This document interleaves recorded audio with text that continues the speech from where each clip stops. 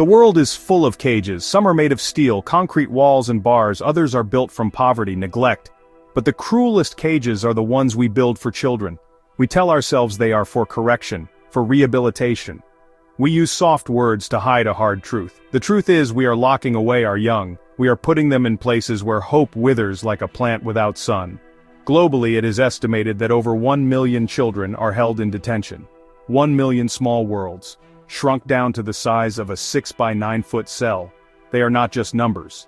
They are stories interrupted. They are futures erased before they have a chance to be written.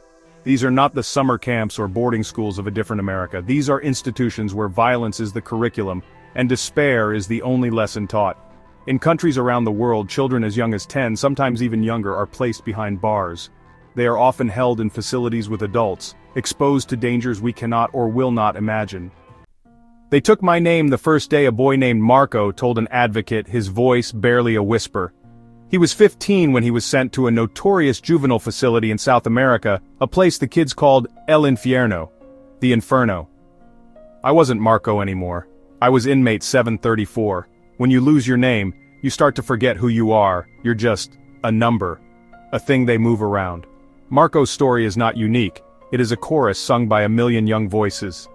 These children enter these facilities as individuals with dreams, fears, favorite songs, memories of their mother's cooking. They are systematically broken down.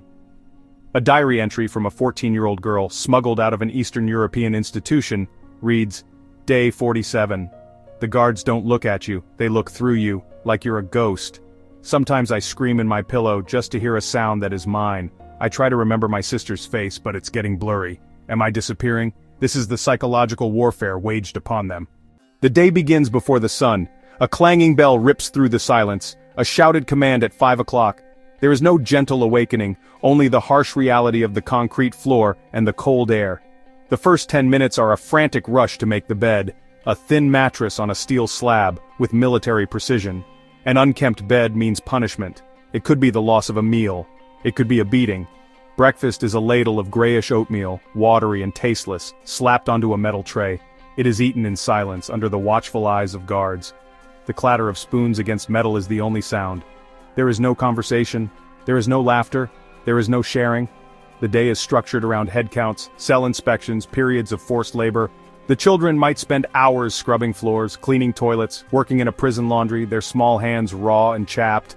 As evening falls, the tension in the air thickens. Night is the most dangerous time. The children are locked in their cells, sometimes with 2 or 3 others.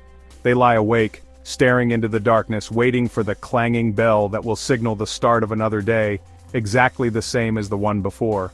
"The first time I saw someone get beat by a guard," a former inmate named Javier recalled, his eyes fixed on a distant point, "I was 13. The kid, he couldn't have been older than me. He talked back. The guard didn't say anything. He just started hitting him with his baton. We all had to stand and watch. They made us watch. They wanted us to see. They wanted us to know that the same could happen to us. This is the pedagogy of fear. It is a lesson taught not with words but with the sickening thud of a weapon against bone. Solitary confinement, known as the hole, is a common tool. Children are thrown into a dark windowless room, sometimes for days, sometimes for weeks. There is no human contact. A slot in the door opens for a piece of bread and a cup of water. The silence is absolute, broken only by the sound of one's own frantic heartbeat. The violence is not limited to the guards. The prison has its own ecosystem, its own brutal hierarchy. The older, stronger children prey on the younger, weaker ones. Extortion, theft, assault are rampant. You have to walk around with this hard shell on all the time. It's exhausting. You're always looking over your shoulder. The physical toll of life inside is etched onto the children's bodies. Malnutrition stunts their growth, leaving them pale gaunt. Fresh fruits, vegetables, processed foods, skin infections, respiratory illnesses, dental decay. Medical care, when available at all, is often substandard and slow to arrive.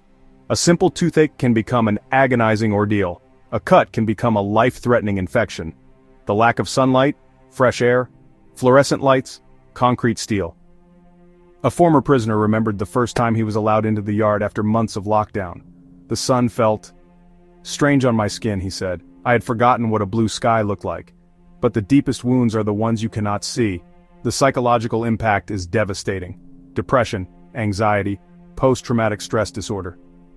Many children engage in self-harm as a way to cope, a desperate attempt to feel something other than emotional numbness. The stories are heartbreaking, but the statistics are damning. They paint a clear, undeniable picture of a system that is failing our children on a global scale. According to UNICEF, the United States has one of the highest known rates of youth incarceration in the world.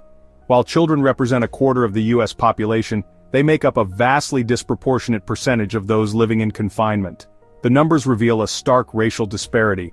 Black youth are incarcerated at rates many times higher. Latino youth are incarcerated at rates many times higher than their white peers for the same offenses. The system is not just broken, it is biased. Dr. Anya Sharma, a sociologist who has studied juvenile justice for 2 decades, puts it bluntly. These facilities are a pipeline. We call them correctional institutions, but the data shows they are anything but. The recidivism rates for children who have been incarcerated are incredibly high. We are not correcting behavior, we are cementing it. Yet we continue to invest in prisons instead of people. The economic cost is another part of the story that is often ignored. It costs taxpayers far more to incarcerate a child than it does to educate them. In some states, the annual cost of confining one youth can exceed $100,000. That is money that could be spent on better schools, mental health services, after-school programs, job training. Even in the darkest of places, the human spirit finds a way to resist. It is not always a grand, dramatic escape. More often it is found in small, quiet acts of defiance. It is the sharing of a stolen piece of bread. It is a whispered word of encouragement in the dead of night. It is the scratching of a poem onto the concrete wall of a cell. A boy named Carlos, who was a gifted artist, would use tiny pebbles to scratch drawings onto the floor of his cell when the guards weren't looking. He drew pictures of his home, of his family, of the ocean. They were his escape. For a few minutes, he later said, "I wasn't in prison. I was on the beach with my brother. I could almost smell the salt in the air." There were also moments of profound kindness, small acts of humanity that defied the brutality of the environment. An older boy might step in to protect a younger one from a bully, risking a beating himself. 2 cellmates might save a portion of their meager meals for a friend who was being punished with starvation, but they were also a powerful statement that their captors had not succeeded in extinguishing their empathy. They were a reminder that they were still human. And then there were the rare, almost mythical stories of escape. They were a flicker of possibility, a whisper that said escape was not impossible. Leaving the prison is not the end of the story. For many, it is the beginning of a different kind of sentence. They walk out of the gates and back into a world that they no longer know how to navigate. They are ghosts, haunted by what they have seen and what they have endured. The world seems too loud, the world seems too bright, the world seems too fast. Reconnecting with family is a difficult, often painful process. The child who left is not the same one who has returned. Parents struggle to understand the stranger in their home. A mother once told me, "I got my son back, but he's not my son. I look at him and I see the boy I raised, but he's gone." We must demand a shift away from a system of punishment, and towards a system of healing. This means investing in alternatives to incarceration. It means funding community-based programs that address the root causes of crime. It means embracing restorative justice, which focuses on repairing harm rather than simply inflicting pain. We just need the political will and moral courage to implement them. We must hold our leaders accountable. Ultimately, we have to ask ourselves a fundamental question. What is the purpose of a justice system? Is it to exact revenge, or is it to create a safer, more just society? But if we choose a different path, one of compassion, rehabilitation, and hope, we can begin to heal not only these children but ourselves. We can build a world where there are no children in cages, a world where every child has the chance to write their own future. The choice is ours.